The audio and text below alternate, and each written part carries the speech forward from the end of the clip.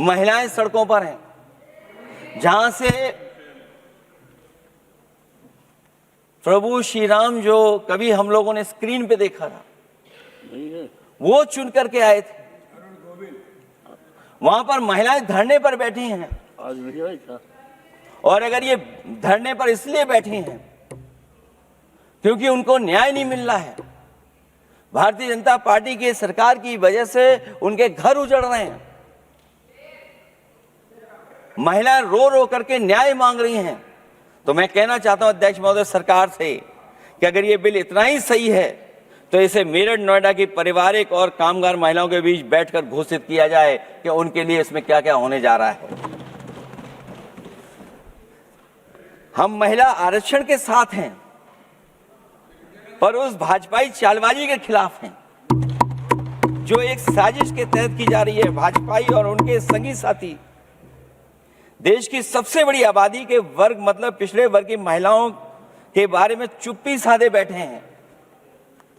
ये बात अध्यक्ष जी समझ में नहीं आ रहा है, क्योंकि जब हम लोग प्रधानमंत्री जी को सुनते थे तो वो ये कहते थे कि हम पिछड़े वर्ग से आते हैं, हम आप जैसे ही हैं, पिछड़े हैं।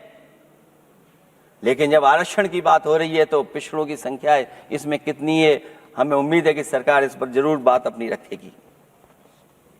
ये संशोधन के नाम पर जो जल्दीबाजी दिखा रहे हैं, दरअसल उसके पीछे भाजपाइयों की मंशा है कि जनगणना न करनी पड़े, क्योंकि अगर जनगणना करनी पड़ेगी तो जातिवार आंकड़े भी देने पड़ेंगे और जातिवार आरक्षण भी। ये भाजपा का एक बहुत बड़ा षड्यंत्र है जिसमें जनगणना आधारित प्रसीमन को नकार कर पिछड़ों का अधिकार लूटा जा रहा है। ये लोकतंत्र के खिलाफ खुफिया लोगों की गुप्त योजना है जो अब तक स्वीकार नहीं, जब तक प्रक्रिया के साथ हम लोग स्वीकार कभी नहीं कर सकते जब तक इसका लागू करने का तरीका ठीक न हो।